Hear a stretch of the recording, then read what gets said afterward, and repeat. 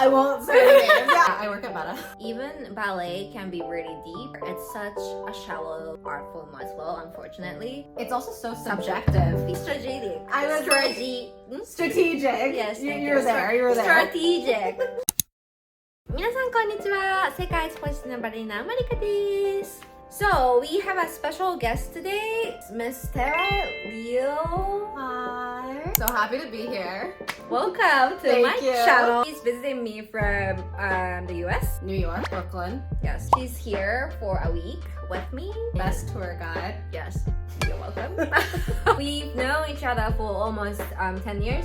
Yeah, very long time. We met through dance. We worked in State Street Ballet, Santa Barbara, California together for about 2 years. Yeah. So she has a really interesting life. I thought it would be really cool to share how she went through her ballet career, transferring to completely different career, and her mental mindset is impressive. So, Terra, Very good. please introduce yourself. All right, I'm Terra. I have been dancing since I was 3. I officially retired, I will say about like maybe 5 years ago. And I still currently do like sometimes pickup work, like if a friend will ask me to do like a project or like a film or whatever, but I'm not doing it professionally anymore. So, what do you do now? I work at Meta. I work across like Facebook and Instagram and WhatsApp, designing for subscription products and monetization. Yeah, you've been thriving. Whenever I'm having a hard time, the first person I ask for advice is Terra, because she always give me a very logical, I should say strategic advice. It works hand in hand with my job.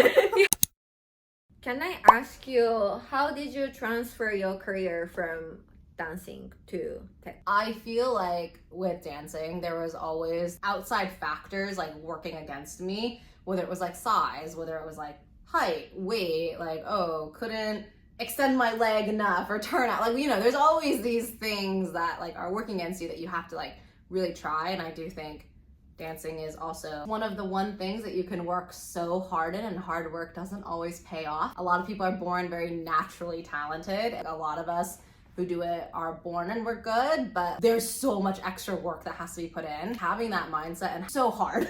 It is so hard, much yeah. work. Going from that, I was like, I don't want to have to work and find something else that like I need to like build the skills and learn. Like I'm way too tired to do that. I want to find something that I already feel that I'm naturally good at, that maybe I can just learn additional skill sets to help boost that. I spent like, I would say, like 6 months fully freelancing, but I was like consistently working with like these 2 like project companies. And as I was doing that, I was starting to like research more about just like other jobs in tech. And I was in San Francisco at that time, and I had a roommate that worked for Uber, and she was a product designer there. She started like telling me about like the jobs and functionalities in tech, and that there's all these different things like besides just software engineering, because I feel like a lot of us when we hear tech, we just think of like coding, like people coding. She was telling me like, you know, there's all these other aspects of it, like business development to like design to like research to sales. Yeah, there's so many parts of it. And so I just started like researching like jobs, like what are the different jobs at these companies, and like do any of them sound like stuff that I would be good at or like that I would want to do, trying to like match like what I knew I could do and like what I liked doing, and just like my skill sets that I felt like I already have. I think I kind of rounded out with like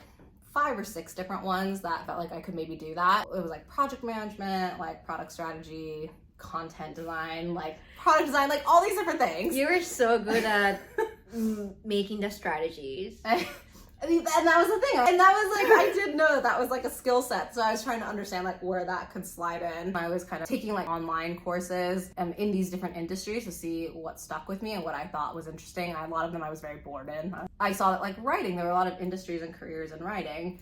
And I was like, well, I naturally am pretty good at writing. I started just applying for like freelance writing gigs. And then I went to a startup company, and I just kept applying for jobs. And then here we are. She is working for Meta.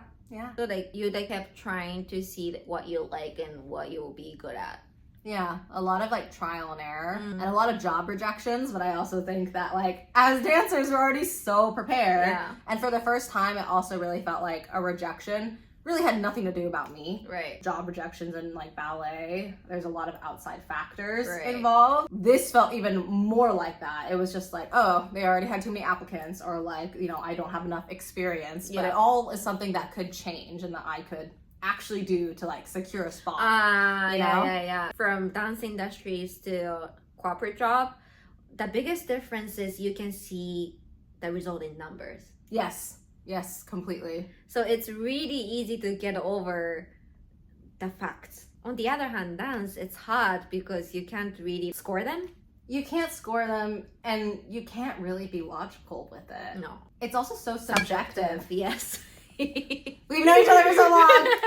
Yeah, it's so subjective. It is subjective. Like, I mean, we also will disagree with like who we think like a good dancer or like a good thing, or it even goes down to like who you think is like a, you know, an attractive person. Like Right. everybody has like their, you know, Type. their type. Everyone has their type, and so it's the same with dancing. People have different dancing types. Even ballet can be really deep. It's such a beautiful art form because you can like always deep dive into it. However, it's such a shallow art form as well, unfortunately. Yeah. They always like judge you from how you look, not like how you can dance. Right.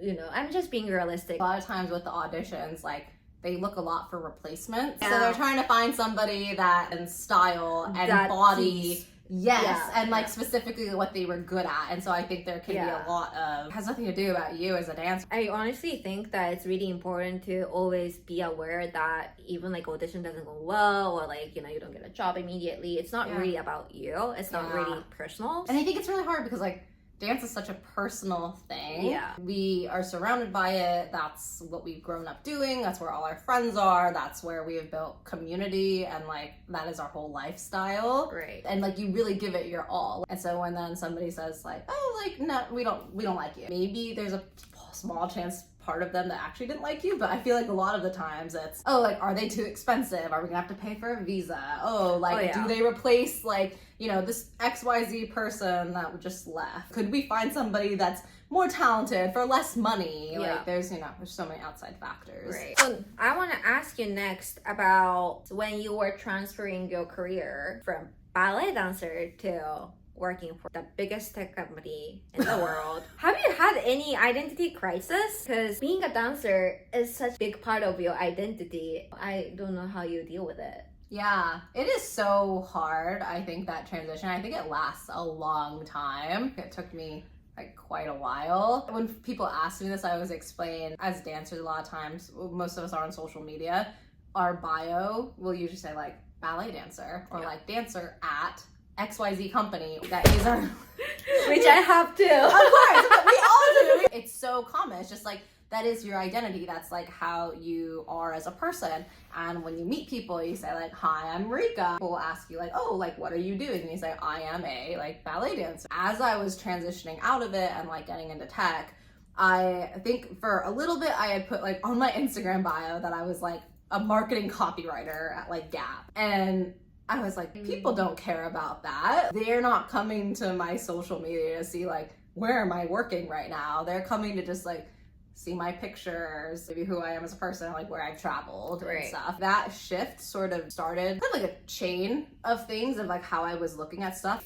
Yeah, like You know? Terra as a person. As a not person. like Terra with status, I would say. Yeah, and I think that was such a big shift. And so I feel like that started helping me feel more of a person and not just like a dancer. And that was like the only thing that I Right. could give to society. We've been working so hard since we're so young. Dance really creates your personality. So of Yeah. course it's really hard to let dancer identity go. It's so difficult. And I don't think you need to. No. But you should remind yourself that you are worth living Yes. without being a dancer. It is just so difficult. Like, it's such a hard journey because you kind of just go through this. What is the point of stuff if I'm not Right. performing and Right. not dancing? So this is gonna be the last question for you. What would be the best advice you can give to the dancers to maintain their mental health?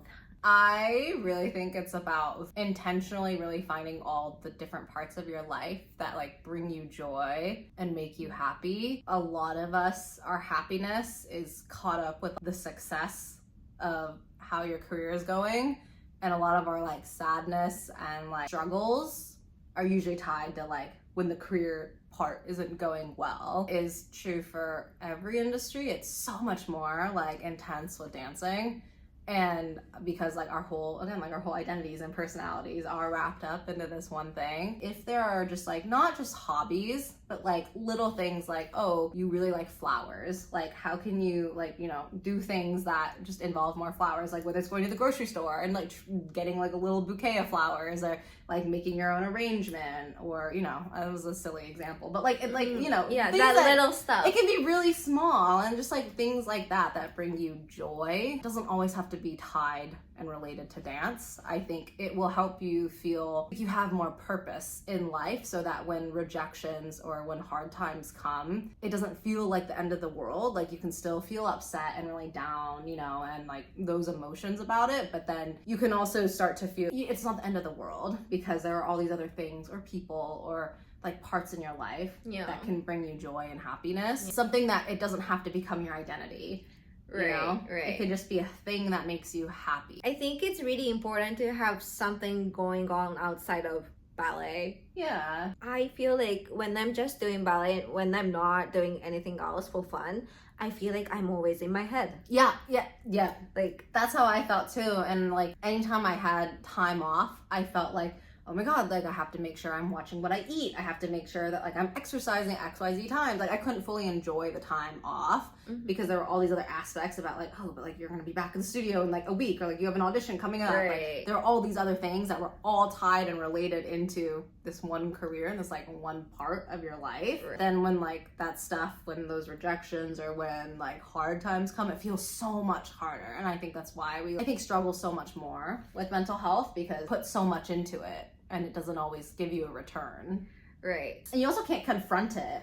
No. Like you can't go up and be like, how dare you do this thing to me? Because it's like, that's not how it works. It's really like difficult and also in a way beautiful, because that's what you feel passionate about, you know? It's so wonderful. Like we're so lucky that we get to have this part in our lives. Definitely. And people are always so amazed, and they really do just want to hear about every part of it. Like they, you know, and they're always so shocked when they hear about all the hard parts. I think having that perspective also helps a lot. That like third person perspective who are not in dance. Exactly. People like genuinely value you as a human, not as a dancer. Yes. So, again, like you're more than just like an entity on the stage. Right. You're like, you know, your authentic self. Yeah.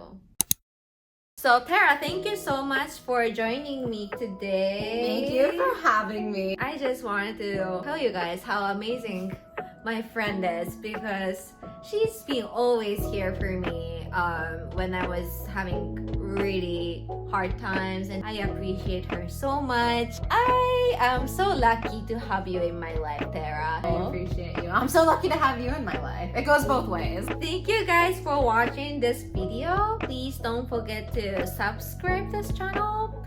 And if you guys have any comments, please leave it in the comment section. And please like this video. Please like this video. But I will see you guys in the next video. Yay! Thank you. 今日からみんなも Happy dancing! Bye bye! Bye!